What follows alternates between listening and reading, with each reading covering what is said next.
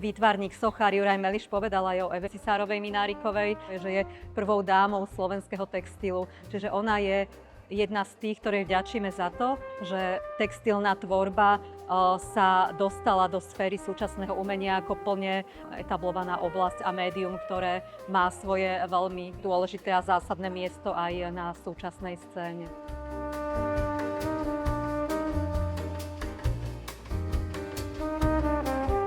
Pred rokom ma prizvala Beata Gerbocová, ktorá je študentkou Evy Cisárovej-Minárikovej, či by sme nedali spoločne dokopy výstavný projekt, ktorý by bol poctou profesorke Eve Minárikovej, ale zároveň by ukázal aj to najsilnejšie z toho, čo pod jej vedením v ateliéru voľnej textilnej tvorby v tom období rokov 1990 až 2009, teda počas pomerne dlhého obdobia 19 rokov vznikalo.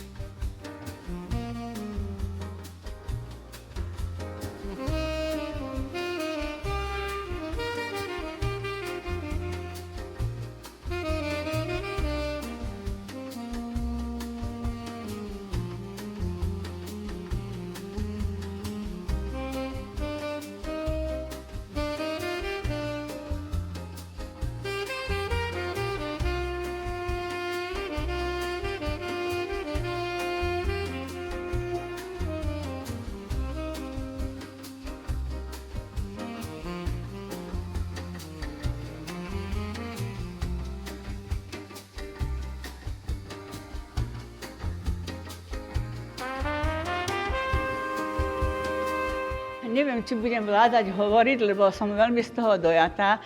A ani ma nenapadlo, že takéto niečo sa udeje, že moje dievčatá takéto niečo vymyslia na mňa.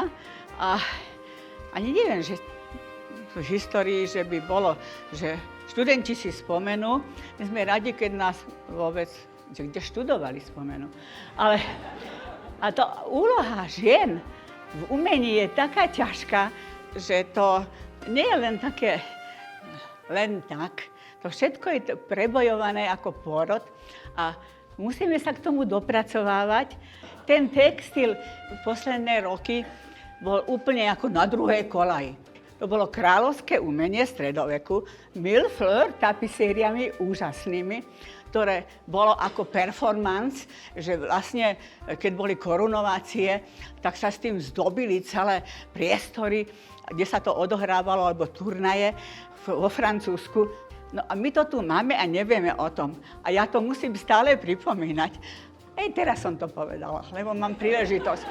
Takže ďakujem za pozornosť a ďakujem mojim dievčatám.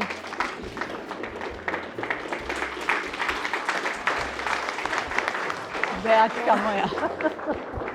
Teším sa.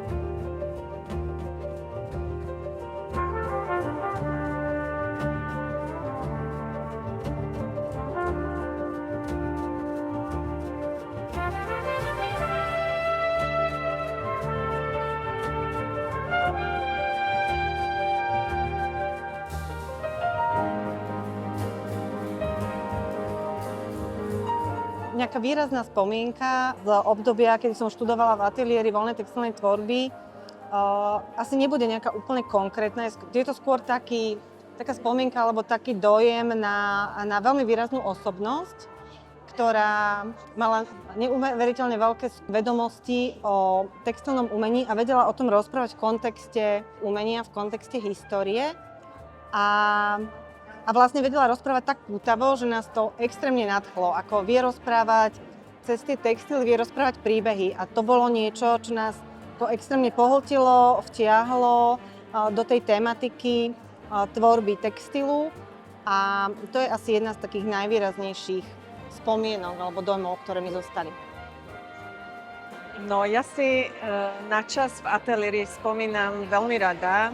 Bol to pre mňa veľmi vzácny čas, kedy sme aj spolu s pani profesorkou objavovali príbehy, rôzne koncepty a naozaj aj viedli diskusie a rozpravy práve o textile, o všetkých jeho polohách a rôznych takých technikách a mne tento čas naozaj dal veľmi veľa, pretože začínala som najskôr na odevnej tvorbe, odevnom dizajne a rozhodla som sa práve magisterské štúdium stráviť v ateliéri pani profesorky Evy Cisárovej-Minárikovej. A tam som nadobula pocit, ako by som dostala krídla zrazu, že tá voľná tvorba naozaj bola voľná.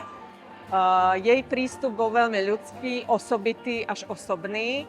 A naozaj mám krásne spomienky na tento čas. Aj vládli tam také veľmi príjemné vzťahy študentov a spolužiačok. Veľmi som jej za to vďačná.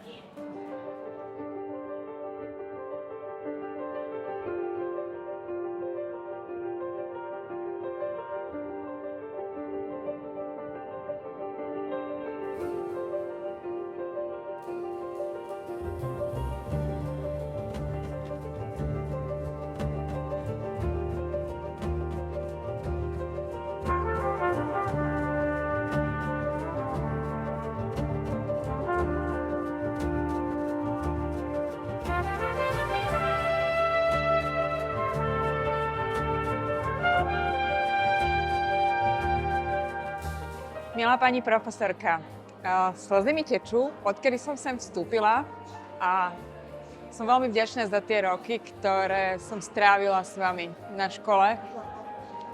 Boli to roky plné ľudskosti.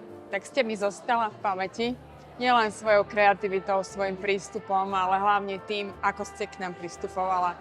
Odkázali ste nám veľmi veľa nielen z textilu a z fachu, ale hlavne aj ako človek. A zostanete stále v mojom srdci a neviem ani čo viac dodať. Ďakujem za všetko, aj za to, že tu dnes môžem byť. Takže boli to najkrajšie roky môjho života v ateliéri u pani Minárikovej. Bola to najväčšia sloboda, akú sme mohli zažiť. Všetky jej príbehy boli úžasné. Vždy, keď sme si nevedeli rady alebo zasekli sme sa v nejakom probléme, vedela nám rôznymi spôsobmi pomôcť, rôznymi príbehami a rôznymi svojimi zážitkami. Vždy nám ukazovala fotografie zo svojich ciest. Bol to veľmi voľný ateliér a veľmi veľká sloboda v ňom bola a bolo to úžasné, pretože to vplývalo na našu tvorbu a mali sme naozaj krásny čas.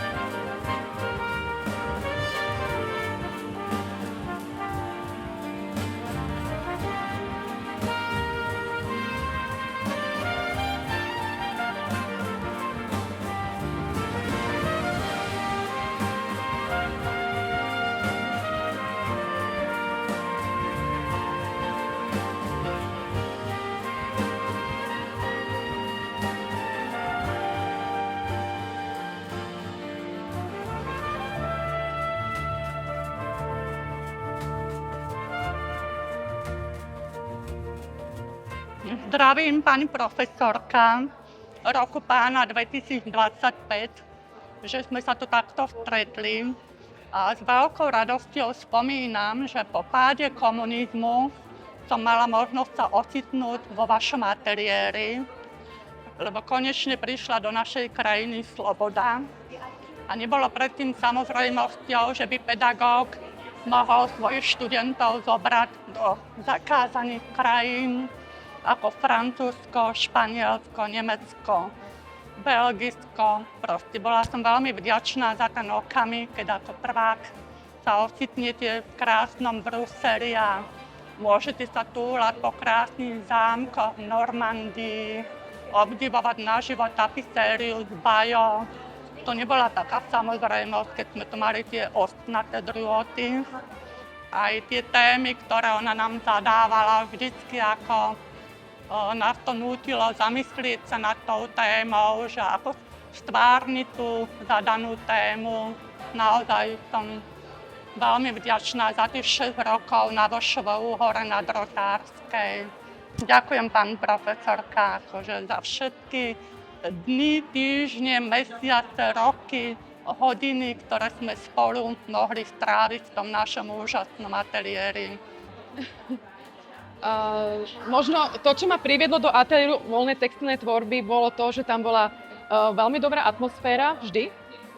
A najmä tie textilné vety, ten textil, ktorý bol úplne pre mňa čarovný. Takže to ma tak akože priviedlo k tomu, aby som si dala prihlášku a aby som vlastne v ateliéri aj študovala.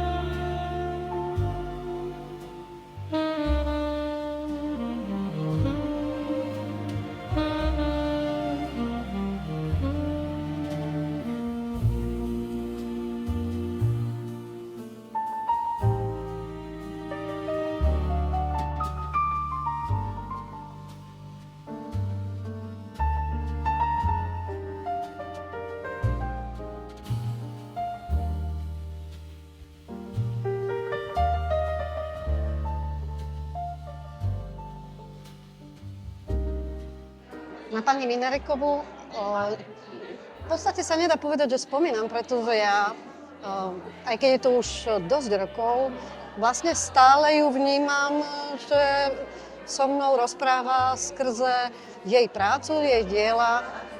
A pani Minaríková mi vlastne začala otvárať svet filozofie, estetiky, ktorú som doposiaľ vnímala iným smerom.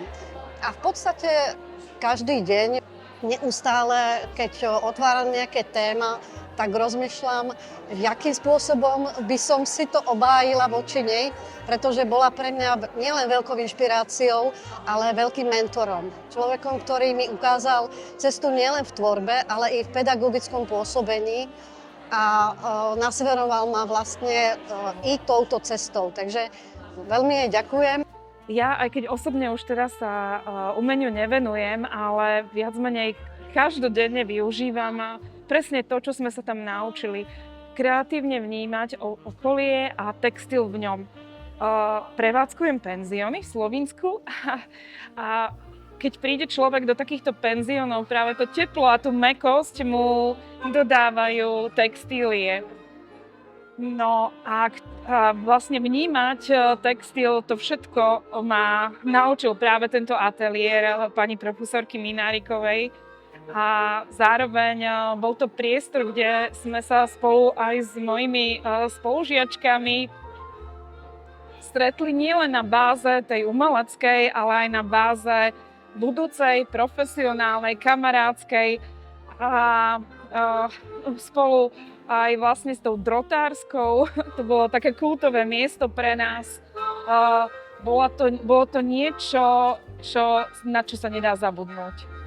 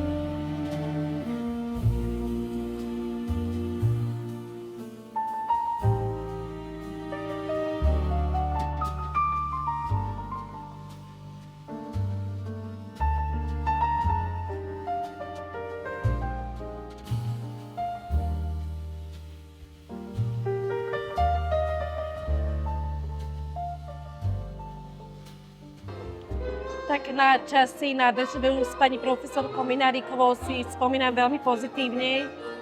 Boli to jedni z najkrajších čias v mojom živote.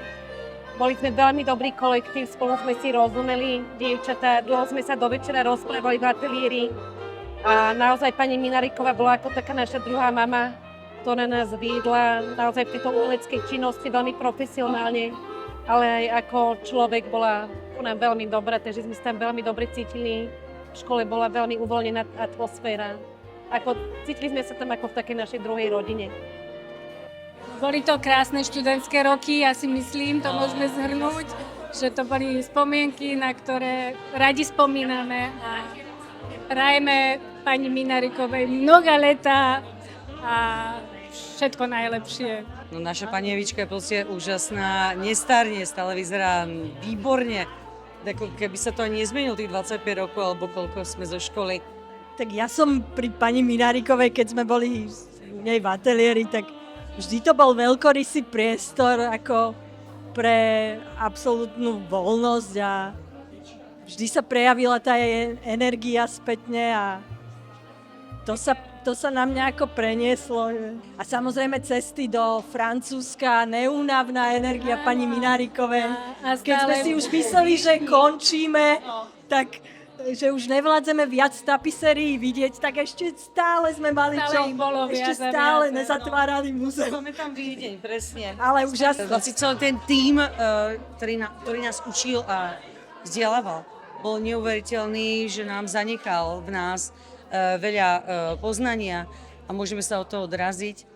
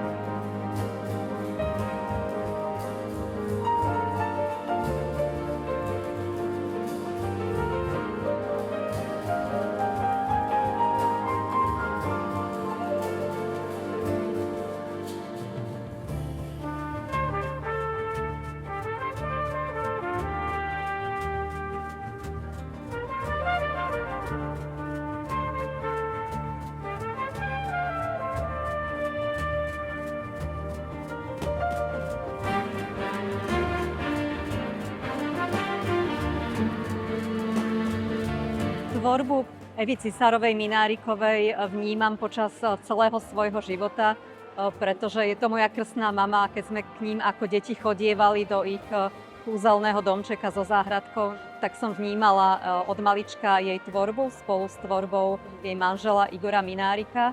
A zároveň počase, keď už som sa profesne začala venovať umeniu a súčasnému umeniu, tak som spoznala viaceré výrazné výtvarníčky, ako je napríklad Luba Sajkalová alebo Janka Zaujecová a mnohé ďalšie, ktoré vlastne ten textil aj vďaka vedeniu Evy Minárikovej posunuli na nejakú novú úroveň v prepojení poznania historických technológií, ale zároveň ich prepojenie na veľmi súčasné témy, s ktorými Eva Cisárová-Mináriková pracovala, pretože častokrát sa nevyhýbala aj takým náročným, ťažkým, existenciálnym témam. A aj vidieť na tom, že každá zo študentiek pristúpila k tým témam po svojom.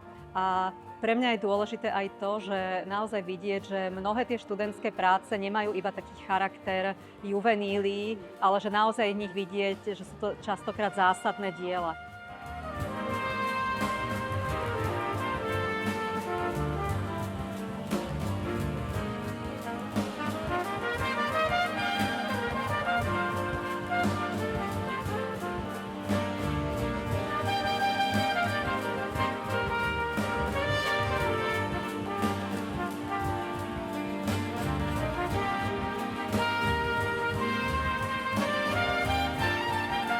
Každopádne musím povedať, že je to výnimočná záležitosť, že takéto niečo sa vôbec udeje, že mladí ľudia, moji absolventi, ktorí sú už teraz renomovaní výtvarníci alebo výtvarničky, väčšinou som mala dievčatá, 3 chlapcov som mala, že si vymyslia takýto projekt a že aj ho zrealizujú. A skoro rok to trvalo, lebo ma oslavili ešte vo februári, keď som mala v New Yorku tú výstavu a ja som aj vtedy trošku odmietala, ale medzi tým som zistila, že to môže byť a že to naozaj takto skompletizovali, že oslavili tých ostatných vyše 50 alebo 60 mojich študentiek, aby donesli práce, ktoré urobili v ateliéri a že vlastne sa to celé udialo a dokonca aj také spomienky, ktoré ma dojali tiež veľmi silno, že hovorili o tom ateliéri, aké to bolo pre nich poučné a aj dobré obdobie. Takže môžem konštatovať, že mi je to potešením a že potom to celé úsilie, lebo som nevedela, že vôbec budem učiť kedysi. Som myslela, že budem len výtvarnička, ktorá robí tapisérie. A to pedagogické pôsobenie, ktoré ma našťastie aj veľmi naplňalo a bavilo, že malo takýto význam. Klobúk dolu, teda, že sa to udialo v tomto čase a som im veľmi povďačná.